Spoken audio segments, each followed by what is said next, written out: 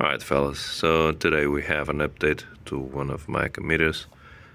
I'm putting these rotors on my Massini bike because the crankset that's over there is a little bit old, a little bit weak, a little bit bent at this point actually. So I'm changing for these rotors and it's about time because as you can see over here, sorry, it's all a little bit too dirty, but as you can see, this crankset is not the best one and doesn't look that great with the bike because the bike is all black, but the rear derailleur, that's something for later. But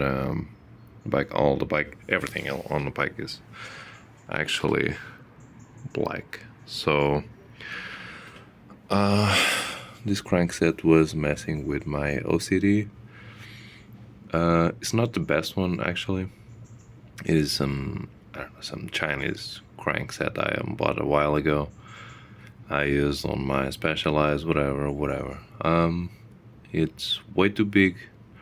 Could be lighter, could be better, and could be blacker. So that's why I'm putting this one in. So that's the Rotor I bought for $50 a while ago. Then I bought this narrow wide chainring, it's a 48, and I bought this this cups, this bearing, this bottom bracket in AliExpress, I believe. So all of this was AliExpress. Also the chain, of course, has to be golden. Actually, I've bought more things from these guys, ZTTO. I like it, you know. Actually, I like it. Never tried the chain. However, it is, as you can see, is a hollow pin, hollow link chain. So, and it's golden. So it's like my KMC golden chain and hollow everything. So I'm not sure about the weight, but it shouldn't be that different. Aside from it being 9-speed versus 11-speed, so this one would be heavier for the same length, of course. But I'm gonna give it a try. It's half the price, or maybe even a little bit less, so it's $25. I bought my KMC for 55, so that's that. Yeah, I'm gonna give it a try. Also the crankset, so everything here is new. The bike needs a quick refresh. This is actually a really good crankset, or I heard. Yeah, also I have these tags, so that's two of them, and so that's the pulleys for the rear derailleur. The one I have over there is a Shimano Sora or something. It's I bought it used. I never used. I just bought it. At some point I needed to integrate it on this bike, or needed one for the bike, but never bothered with the wear it has. It has a little bit of wear on the pulleys, so I'm gonna change for these ones. Give it a bit of a refresh. Why not? I'm putting everything new on the bike, right? The chain, the cassette over there, it's still new. I bought it a few months ago, so the only thing missing it's actually the pulleys. The derailleur itself, it's pretty tight, but you can see it had a few rides already. So changing those, getting the new chain, getting everything together. I'm gonna steal the bolts from the other chain set, because the ones I have right now don't have the correct length for this chainring. You know what? I believe that narrow wide chainrings are fatter, are thicker than regular ones. You know, for instance, Shimano chainrings, regulars for 105s or something, they are thinner than this. And I've noticed also for my Chinelli bike, the narrow wide chainring I bought is thicker. Maybe it is as thick as this step that's over here. Maybe that's the difference in thickness.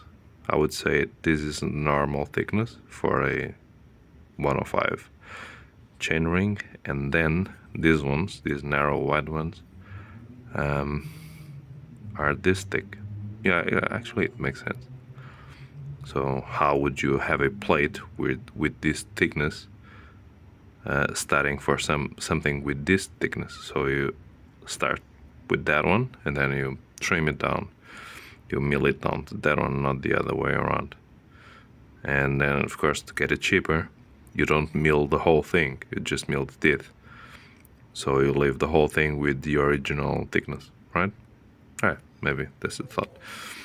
Funny thing is that you have this etching, this laser etching, but then there's this ghost etching over there, which is funny.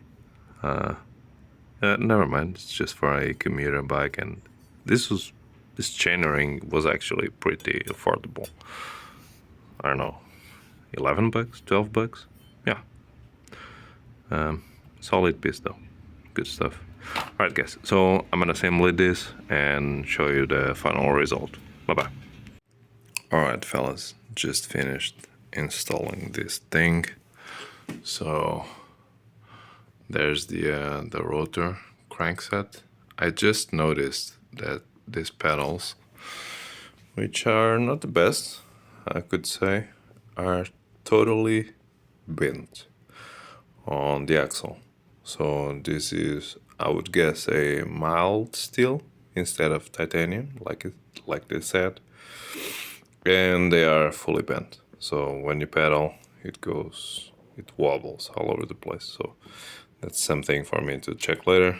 Nevertheless, right now we are focused on this thing. So all of this is new, but these rings, these bolts, sorry, some of them are a little bit chewed. That one, yeah, that's the one. I don't have any more of those, at least not in here. Anyways, so we changed the bottom bracket, and I did a massive job at it. I scratched the fuck out of it. Why? Because I didn't have the correct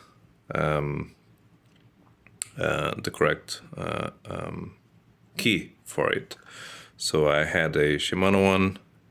I wasn't sure which one I should use with that one. When I bought it, I guessed, you know what, it will be a Shimano key.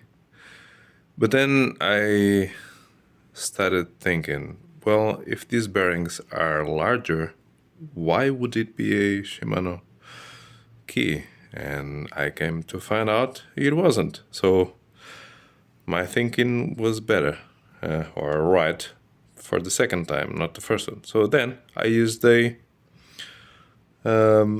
tube or a pipe key, a pipe wrench to tighten these cups. And of course I scratched it all up.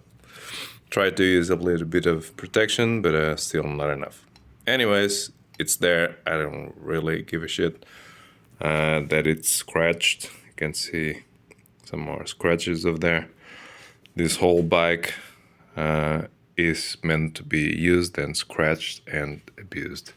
I also scratched a little bit on the inside here, trying to remove the previous bolt that I had there, and I made a nasty job at it.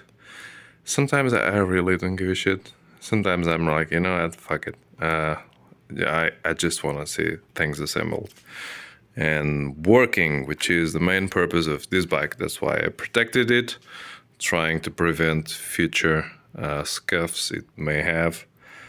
Because I really like that one over there. Because I really am not trying to baby this bike, right? It's just a tool. So, it wasn't Sora, it was a Shimano Tiago. So, does it make a difference? No. So, like I said, the body of it, the parallelogram system was and still is pretty tight. However, the wheels the cogs were looking nasty, and I changed them. And if you can see, that's the text, and it says lower there, and then we have the upper. Where is it? The upper. So these are actually bearings. As you can see, it has some bearings on it, unlike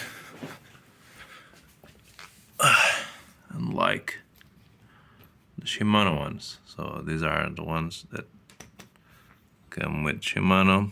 I'm guessing that they have those grooves up there so that it serves as a sleeve for this bearing to, say, accumulate the debris over there. This is just a cap to keep the shit out.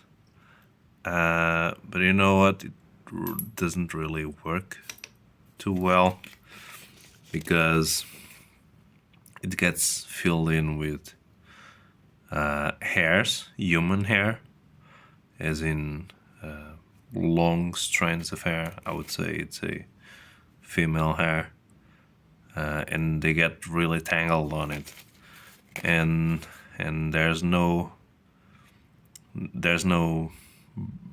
brooch opening that you can, no striation over there that can allow for the hairs not to impede the wheel to rotate.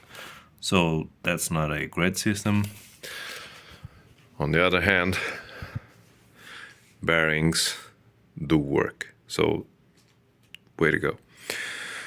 Now try to match the golden of the chain with that bolt, revising the amount of gears we have. We have 1, 2, 3, 4, 5, 6 gears, which is more than enough for what I need. Here we have a 48 narrow wide ring. Guys, never forget, there's a logic. If you're guys, anyone, I don't believe any one of you guys are dumb, but if someone dumb is watching, please, you have to match the wider tooth with the wider link, right? Otherwise it doesn't make a lot of sense. So I don't know, by chance, if you keep getting your chain to drop, please check if it's pairing, right? So now this bottom bracket, these have the same system. Look at that. Look at all those scratches. Damn, what a nasty job. So these have this crankset have the same system the Easton has with the cinch and all that race face interface, which is you tighten over that side, you start to tighten the bolt, and the whole assembly gets pushed onto one of the sides, and you have to try it out. You have to disassemble and reassemble these caps 4 times. Once without spacers, second time with 2 spacers, third time with one spacer over there, over the other side. So yeah, it was 3 times. So I had to take them out and assemble them 3 times to get the spacing for the axle, right? Because this axle only works with one type of say width for the bottom bracket, and then there's a combination of the cups and the frame, and then also how offset, if at all, the frame is, the bottom bracket area of the frame is. Is it centered? I've seen them centered. I've seen them offset, focus. Usually they're offset to this side, and this tube on the frame is offset to this side. So you need a spacer over there.